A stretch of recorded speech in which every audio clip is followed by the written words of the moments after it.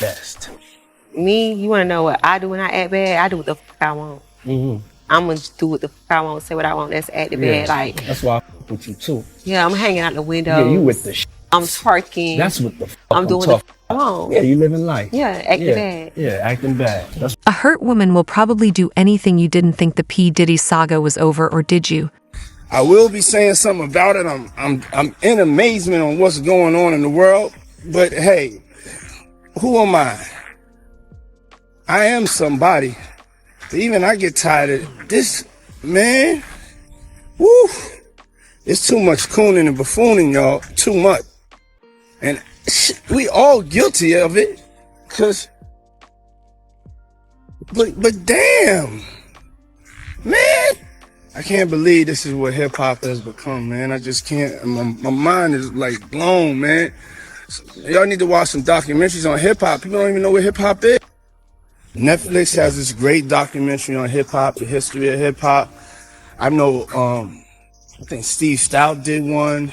Fab Five. Just go to YouTube, man. Go to YouTube, man. And I'm not one to cast no stone, but damn it, I know. Going in public and shooting at another celebrity, it don't make sense. And $1 million is something that, you know, you can pay, but it ain't gonna cover up for the fact that you f***ed up your career, son.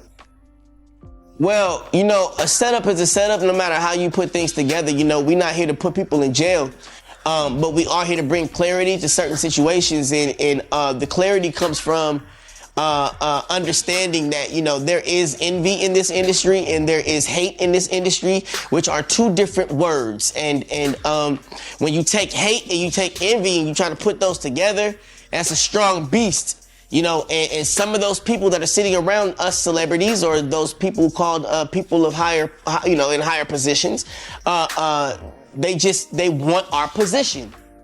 And there is nothing, no ifs, ands, or buts about it. And they'll do anything to... Because if there's anything you should know, it would probably be that Diddy and the lost list of controversies he's dragging with are not leaving anytime soon. We'll talk about that today. All I can say is sometimes, you know, you got to move on. Sometimes, for real, with like everything. I'm one of the people that it's like, it's hard for me to move on. I remember when I got fired from Uptown, I was crying like a baby. I didn't want to go out there in that big world. Tell anybody that got fired though. But for me, my was just, you know, I ain't had no more choice. So he wasn't with me no more. Here's what we mean. Young Miami recently revealed that she and Diddy are no longer dating. That's right, according to Miami. That's not my man. We had our own situation. I'm not going to put a title on it. We were king with each other hard. We were together every day. At one point, he supported me. I supported him.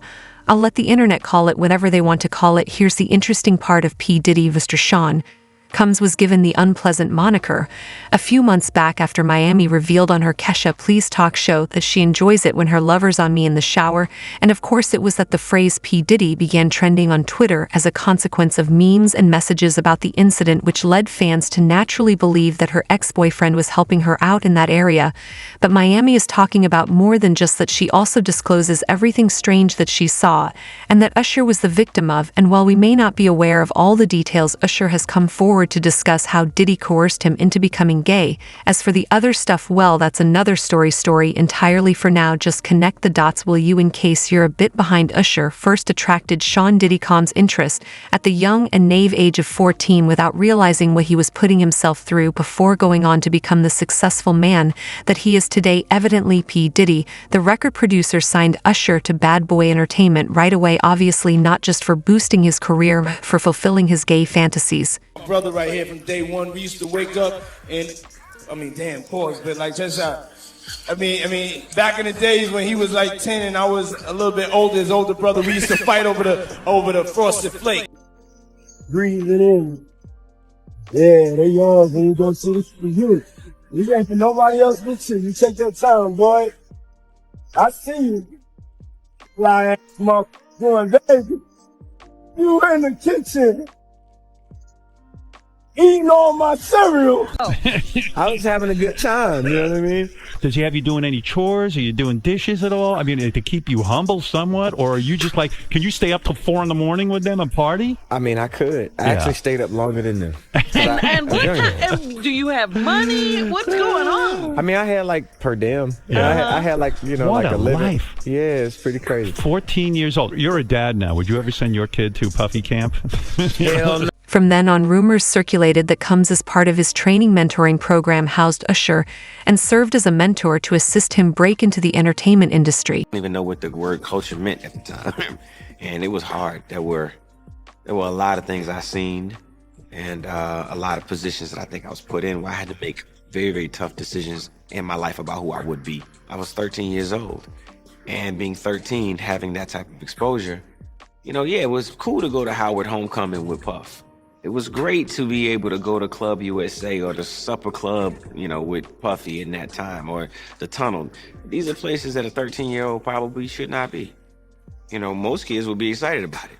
You know, most kids are trying to figure out, you know, how to be around, you know, hot girls, pretty girls. I'm around grown women, and I'm seeing them do things and have experiences that I'm not quite ready for. You know, and I think that he was just trying to show me the lifestyle. However, that's not what I was there for. I was there because I wanted a career, man. So we would fight. We would tough him. More than often, I think Puffy would say, man, you got to chill. Like, you're just a little bit too intense. You know, you got to relax. Like, yo, man, I'm here to work, man. I ain't sang in a week. I mean, I'm 13 years old, like banging on this man as though, you know, I am the manager. I am the spokesperson for Usher. And I'm telling him, look, you're going to put me in the studio, man. You got Biggie Smalls in there. You got Craig Mack in there. You're going to make me a priority, too. I'm not here to party with you. I don't want to go to the clubs. Matter of fact, I'm too young to even be in here. Why you got me in clubs? I think as a kid, I realized, hey, look, that's not my ring. That's not my moment. That's not my bottle. That's not my drink. That's not my celebration. So I'm not here to celebrate. I wanted people to be excited about me the way that they were excited about him. I wanted my own success. I would stay at the studio.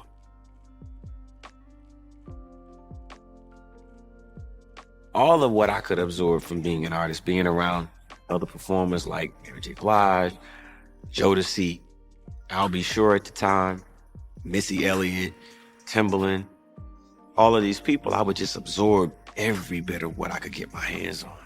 I was just pulling everything I possibly could.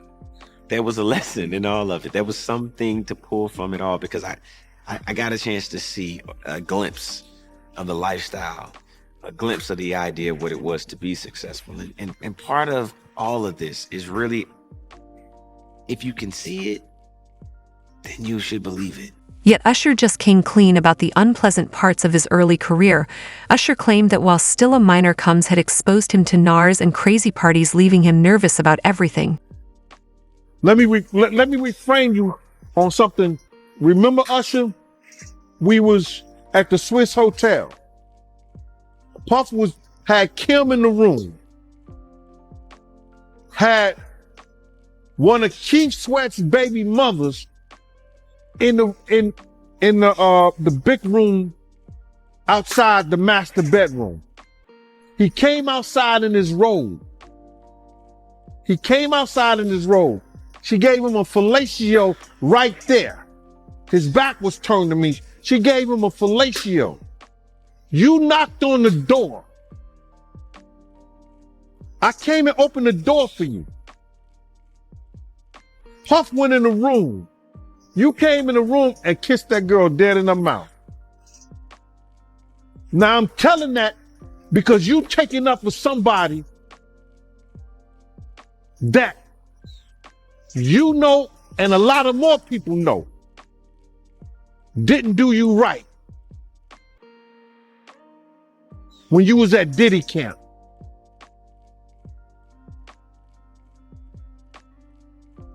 Y'all put it together. And what you mean by Diddy camp? Remember?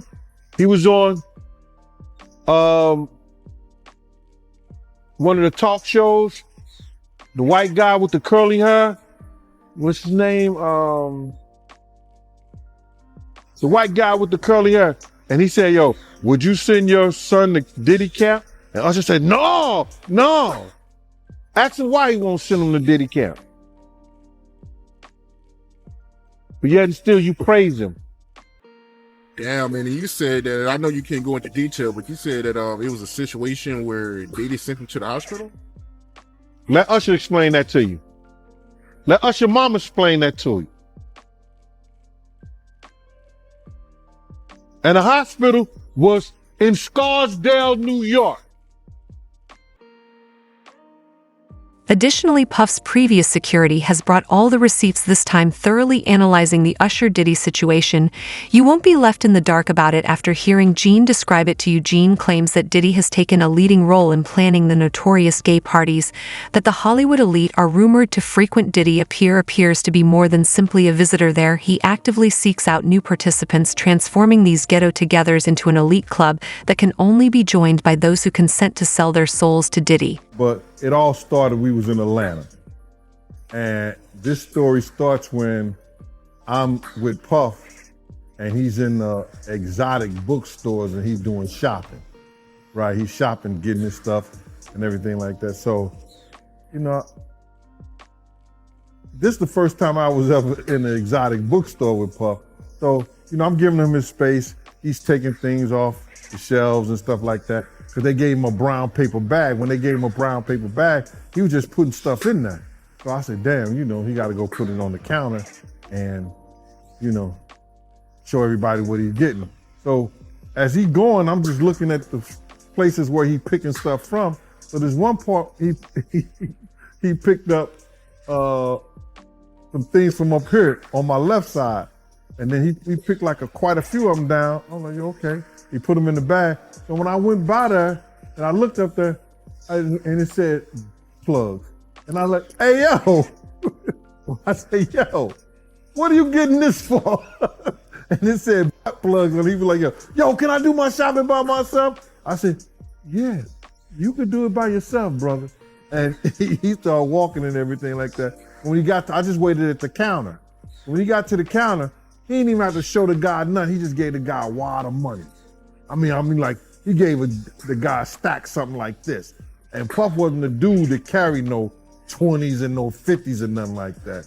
And I mean, like, he just said, boom. And we walked out the store.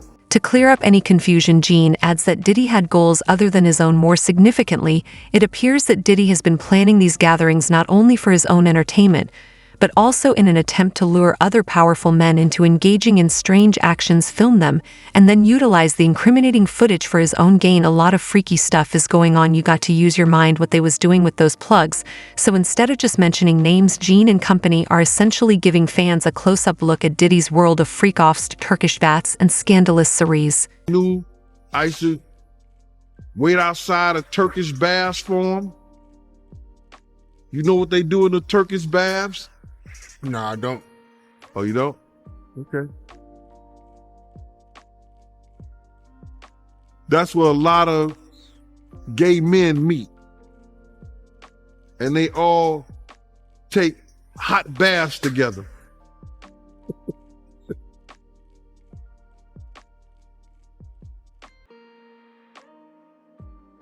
To each his own though, bruh. But that's a lot of that these guys get into when they start having certain meetings with certain people and they meet them at the Turkish bath and they do their meetings and they meet their people in those type of situations where they're comfortable at. So they don't have to worry about their indiscretions coming out. You mean? You understand what I'm saying? So that's why, you know, twice, sometimes 3 times a week, me and the driver be outside. He'll run into the Turkish bath. Got that big tub at home, but you want to go? No, go ahead. Meanwhile, Reggie Wright Jr. has also stated that young rappers like Justin Bieber and Usher were tricked by Diddy because they were gullible, and that he, along with numerous other artists, was under pressure to take part in activities for which he was not emotionally or psychologically prepared. I keep telling y'all the nigga been battling with this homosexuality way before all this came out. Y'all be, you know, you motherfuckers like always saying, and you too, John, Reggie be lying, Reggie making up. But if y'all go and listen to my videos before, y'all see I done spoke on all this bull before. Been telling y'all, Puffy Combs is a homosexual. Any man sitting paying a motherfucking meal to come and watch him have sex with his girl is a weirdo. Now I know y'all be like, well, you don't watch porn, you don't watch porn. No, number one, I don't pay a motherfucking man to come and watch me or let me watch them a man. I mean, a girl. I ain't gonna pay no man to do that. And generally, if I'm watching porn, it's girl on girl. That's just my taste. But yeah, that's crazy. But I've been telling y'all gay. But when you have to have these females around, you gotta hide that crazy fantasy. I got Gene done told y'all. And going to Bible Club. Reggie asserts that Usher's admission that he now regrets some of the decisions he made, even if he did the best he could at the time, is also influenced by this. Usher is currently criticizing Combs for not being the best role model in order to forge his own identity, follow his career on his terms, and cease being someone else's property. He felt compelled to fire Combs. Not to forget, Combs is also currently being held accountable for several deaths, primarily those of young musicians, who wanted to express their distaste for the rapper Diddy and his freak-offs. For now, we are at a crossroads trying to untangle the complicated rap sheet Diddy and those around him have put together for the rapper. Unless Diddy decides to speak up and clear the air, his name both with the feds and publicly, we won't really know for sure where we all really stand regarding the ire legal mess. That's all for today. Make sure to share your thoughts in the comments below. And thanks for watching Celebrity Spill.